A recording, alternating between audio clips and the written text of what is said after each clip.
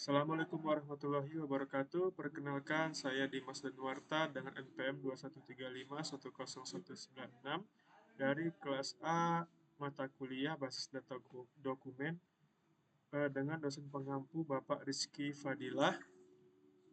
Di sini saya akan mempresentasikan eh, hasil analisis dan pembelajaran dari video YouTube belajar basis data bagi pemula dari link YouTube yang telah Bapak share sebelumnya.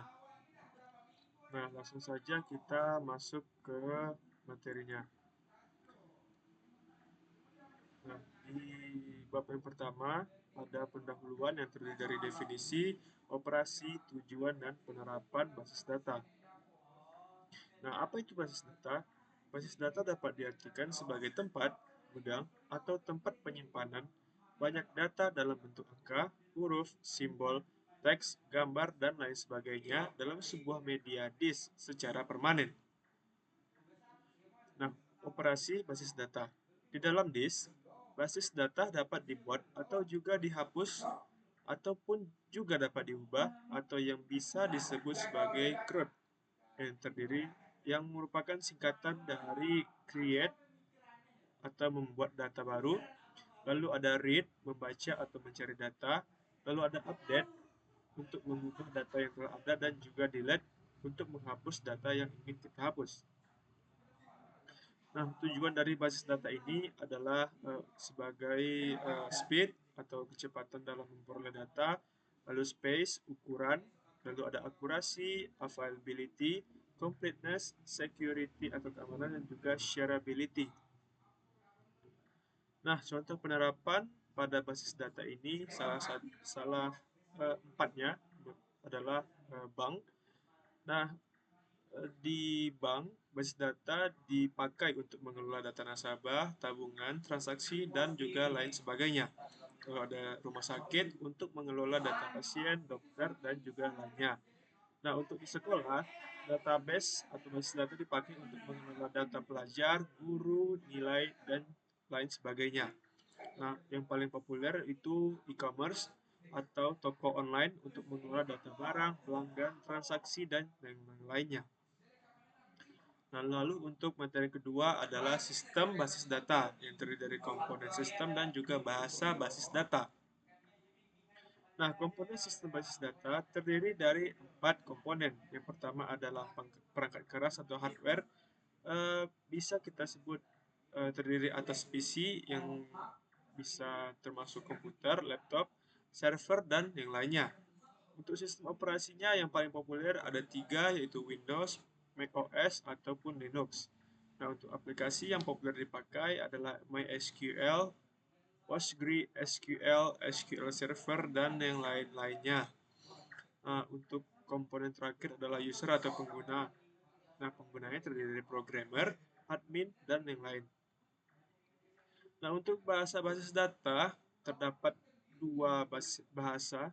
Yang pertama ada Data Definition Language atau DDL, digunakan untuk memerintah membuat, mengubah, dan juga menghapus tabel. Nah, yang kedua adalah Data Manipulation Language atau DML, adalah perintah untuk memanipulasi data yang sebelumnya telah dibuat menggunakan DDL. Nah, lalu yang ketiga ada model data yang terdiri atas entity, attribute, relationship, implementation, kamus, dan tipe bahasa. Maksud kami tipe data. Nah, untuk entity adalah individu yang mewakili data yang bersifat fakta, yang nyata, dan bisa dibedakan dari satu dengan yang lainnya. Nah, lalu atribut merupakan pendeskripsi karakter dari entity yang ada dan dibutuhkan. Di dalam atribut, biasanya terdapat atribut key atau atribut kunci yang dipakai sebagai representasi dari entity tersebut. Lalu ada atribut key. Key atau kunci adalah nilai yang bisa digunakan sebagai identitas baris pada tabel yang bersifat unik atau yang bisa disebut primary key. Sedangkan atribut key milik entity lain bisa disebut dengan foreign key atau kunci asing. Atribut key memiliki 3 jenis, yaitu super key, candidate key, dan primary key. Lalu ada simple attribute yang merupakan atribut yang tidak bisa diuraikan lagi. Sedangkan composite attribute masih bisa diuraikan. Lalu ada juga jenis simple value attribute yang merupakan atribut yang memiliki satu nilai. Dan ada juga multi value attribute yang memiliki lebih dari satu nilai. Lalu terdapat juga jenis mandatory attribute yang merupakan atribut yang wajib diisi atau tidak boleh kosong atau yang biasa kita sebut dengan null. Sedangkan derived attribute adalah atribut yang nilainya diperoleh dari hasil pengolahan atribut lain. Nah, lalu ada relationship yang merupakan penghubung antar entity. Nah, relationship memiliki beberapa jenis, yaitu ada one-to-one, one-to-many, many-to-one, dan juga many-to-many relationship. Untuk menentukan relationship terdiri dari 3 langkah. Yang pertama menentukan attribute key yang terdiri dari primary key dan juga foreign key. Lalu menentukan derajat relasi. Kita bisa memilih antara one-to-one, one-to-many, many-to-one, atau many-to-many relationship. Dan juga melengkapi atribut tambahan. Ya, bisa bersifat deskriptif pada database tertentu, contohnya di e-commerce. Lalu ada Entity Relationship Diagram atau ERD yang merupakan bentuk diagram dari entity, attribute, dan relationship. ERD mempresentasikan tiga hal tersebut menjadi sebuah gambar. Nah, untuk tipe data yang paling banyak dipakai dalam sebuah database ada 4, namun bisa lebih.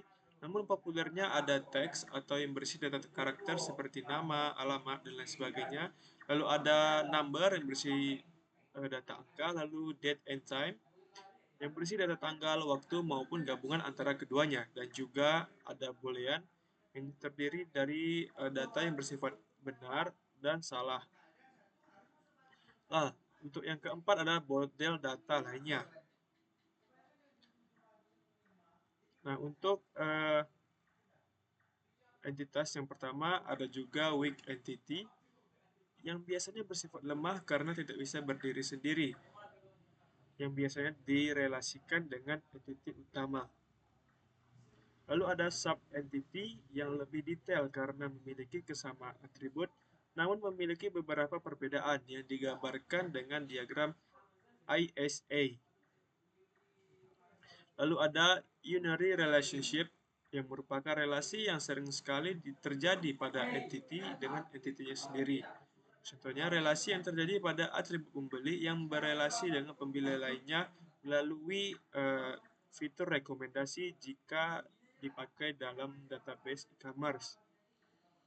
Nah, lalu ada multi-entity relationship yang relasi yang terjadi terhadap lebih dari 2 entity. Lalu ada redundant relationship yang merupakan relasi antar entity yang lebih dari satu. Jika dua entity memiliki relasi lebih dari satu antar entitas tersebut. Nah, untuk bagian kelima ada normalisasi data. Normalisasi data adalah proses atau tahapan dalam membuat basis data yang bertujuan untuk menghilangkan data ganda yang memiliki aturan dengan membagi tabel besar menjadi lebih kecil dan dihubungkan dengan sebuah relasi. Nah, Edgar Code, pencetus model relasional, mengajukan teori normalisasi data dengan bentuk normal hingga ke-6, namun biasanya hanya praktik bentuk ke-1, ke-2, lalu ke-3. Lalu ada denormalisasi data. Adalah pelanggaran normalisasi data untuk mendapatkan performa yang lebih baik dan meningkatkan performa kecepatan dalam mendapatkan data. Lalu yang terakhir ada aplikasi sistem basis data. Aplikasi sistem basis data memiliki beberapa contoh seperti aplikasi spreadsheet yang bisa dipakai untuk membuat sebuah basis data dalam skala kecil, yaitu contohnya Microsoft Excel, Apple Number, dan juga Google Docs. Nah, sistem basis data berbasis server adalah aplikasi yang berjalan hanya bertugas sebagai server yang melayani permintaan klien dan mengeksekusi perintahnya. Lalu ada Database Management System atau DBMS. Adalah aplikasi yang berjalan hanya bertugas sebagai server yang melayani permintaan klien dan mengeksekusi perintahnya. Contohnya adalah MySQL, PostgreSQL, dan juga Oracle. Nah, mungkin sekian dari saya, kurang dan lebihnya saya mohon maaf. Wabillahi taufiq wal hidayah. Wassalamualaikum warahmatullahi wabarakatuh.